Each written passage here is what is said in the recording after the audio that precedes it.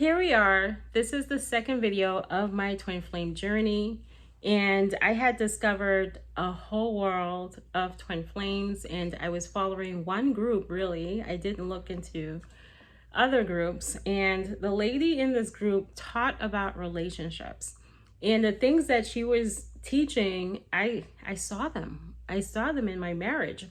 It was like things like leaning back and leaning forward, and leaning back, whereas if you bring your energy inward, the person comes towards you.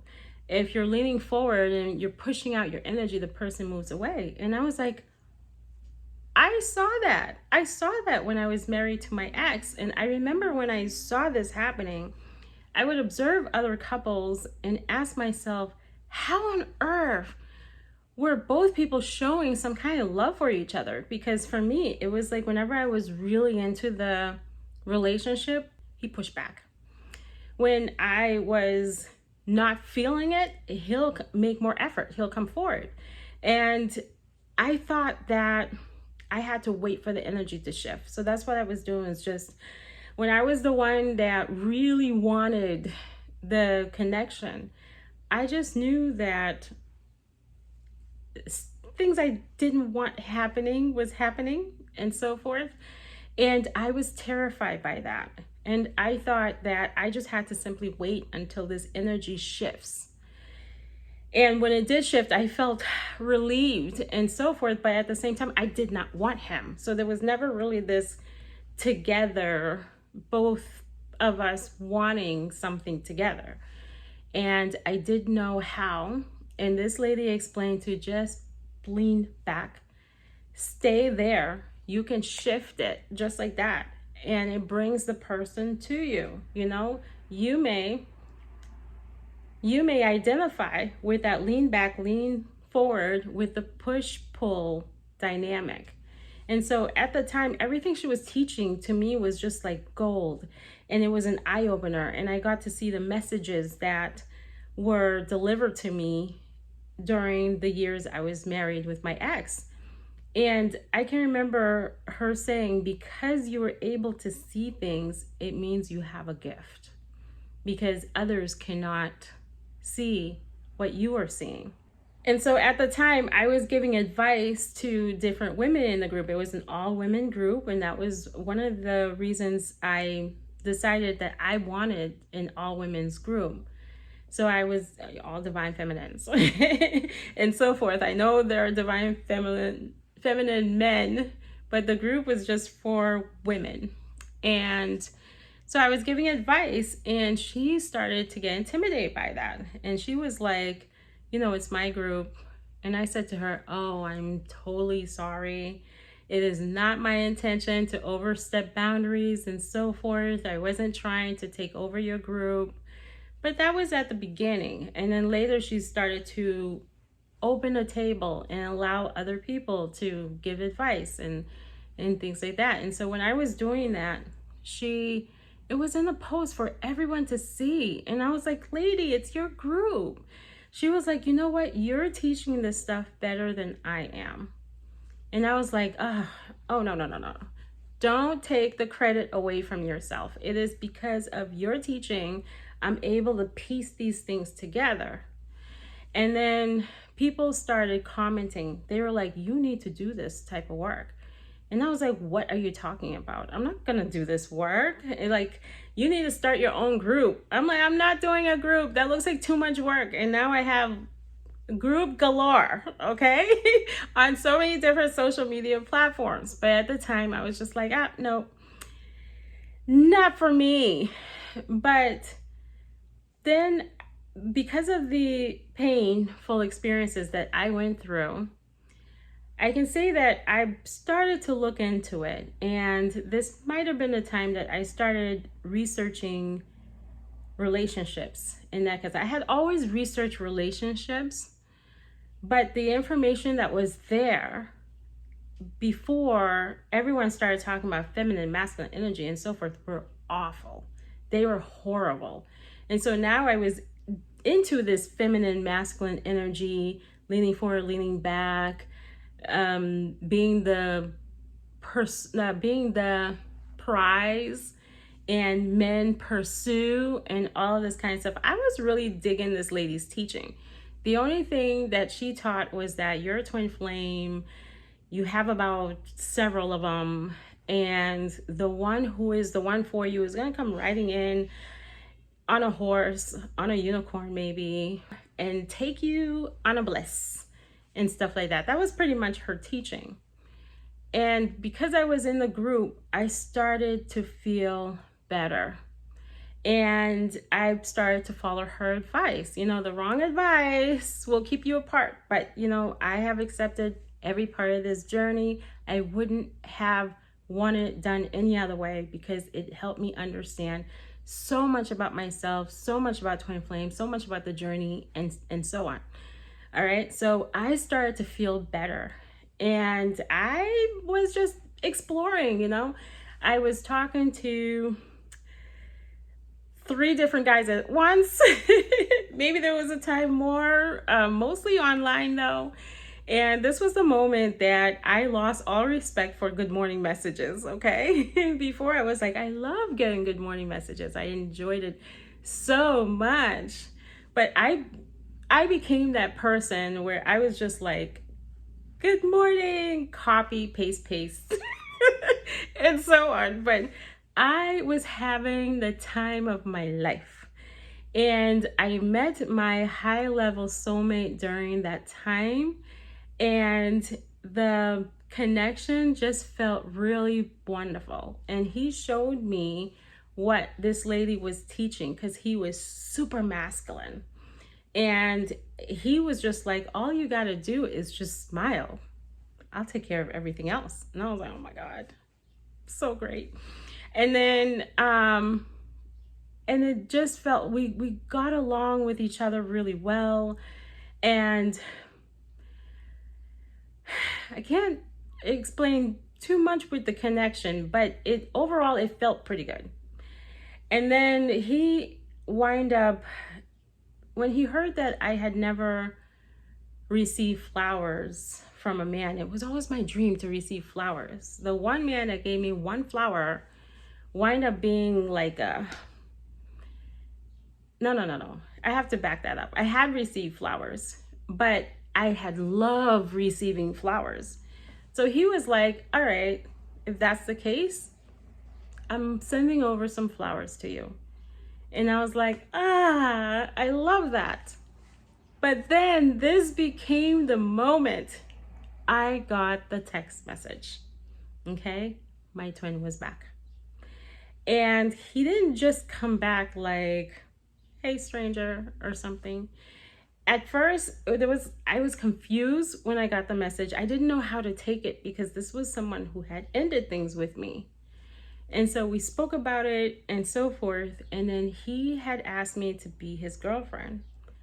And I was like, I've never been asked to be anyone's girlfriend at that point. I didn't know what that felt like because all other experiences, we just kind of like went into it, you know? And then we just went into it. Even my marriage, I was tricked in the way into it. And, you know, I'm not going to go into that, but I was asked and it felt really good. And I wind up saying to my high-level soulmate, I was like, you know what? This gentleman came back into my life. Please don't send the flowers. I don't want to feel guilty. And he was like, oh no, I wasn't looking for a relationship. He had been in a marriage for 30 years and he was just playing the field and so forth.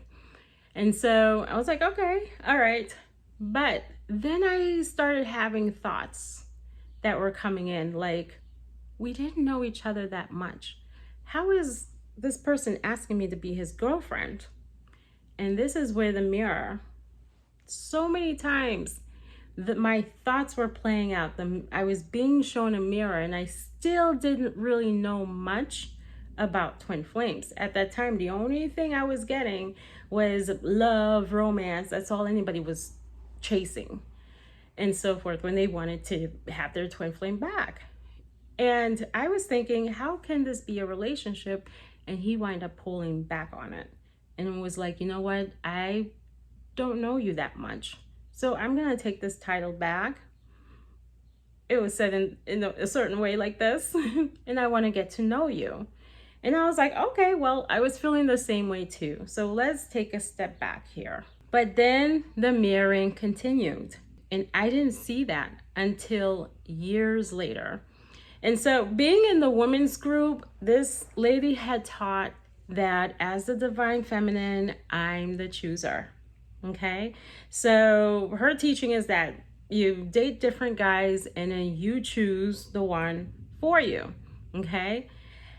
My twin wind up saying to me, if I choose you to be my girlfriend. I was like, what? No. This was what I was thinking, but I didn't express it because I was confused and I felt hurt. I was real devastated. I was like, I'm not chosen.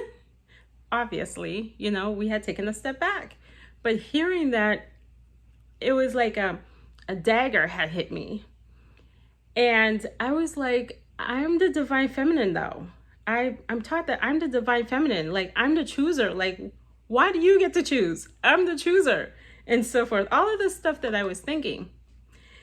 But here's the thing that happened. No matter how much healing I had done, and I thought I had made it, and I thought I was grounded because I learned all of this stuff, I felt extremely obsessively pulled towards him. And I just couldn't stop. I didn't think this would happen again. I didn't think I would be in that energy again because, I was doing great. I'm the chooser, I leaned back. And I just wanted so much attention, so much time. I was literally inviting myself over to his home. And I can remember this one time I showed up there and he didn't answer. And we wind up in a little disagreement because he hadn't really solidified plans and he was going to sleep. And then here I was like, well, we did solidify plans, or we did. In my mind, it felt like we did. And then it just started to feel like I was bothering him. I felt like I was bothering him just from that little conversation and so forth. It felt like experiences I had before where I didn't feel like I was being heard. And it wasn't anything that he was doing, that it was bringing up feelings of being rejected in our relationship and so forth. It was bringing up feelings that I had went through with my ex, who pretty much had shut down a lot of the things that I was feeling and so forth. He didn't know how to process these things and receive these things, and like communication was just off between both of us. And so it was taking me down the memory lane of what I say didn't matter. He never said that to me. My twin never said that to me, and I didn't open up about it. There are many times he sent videos, because we did video messaging with each other, where he would be like, I hope you're okay. I hope you're doing okay. And I wasn't. And I didn't know how to express it. I had a major fear of opening up because here I was bothering this man, and I didn't want to bother him anymore. And I began to look at myself, and I didn't recognize myself anymore. Like, who was I? I had no idea how to stop with this, what you would call chasing energy. I didn't know how to stop it and come back to this happy, fun person who was, who was talking to different men and just enjoying life. I didn't know how to get back to that person. And the only resolution I had at that time was to just leave so I can regain myself. I wanted myself back, and I didn't want to bother him anymore. And I had no idea how to stop doing that. I had no idea how to be patient, how to all of that. It was the pull of this connection just kept pulling me towards him, and I left. literally without any explanation and so forth, and did not see what I was doing. I took off saying that I was the chaser, because that's what I remember about the journey, was the chasing that I was doing. And he ran. He didn't run. But the ego, oh my goodness, the ego on this journey is going to tell you all kinds of things that aren't real. And so my ego is like, he ran. And that was the story that I went with for a really long time. And then I entered another painful moment again, healing from the attachment and telling myself, I'm going to get through this. I'm going to get through this. I'm going to get through this. Just being so hurt because I wasn't getting the response that I wanted. I wanted him so bad, and it was a push energy, and you know how that works. It felt like it felt like it was just me who wanted this connection, and I was just like, you know what, Sheen, just like, you can do this. We'll heal again. We'll heal from this again. So this will continue in the next video.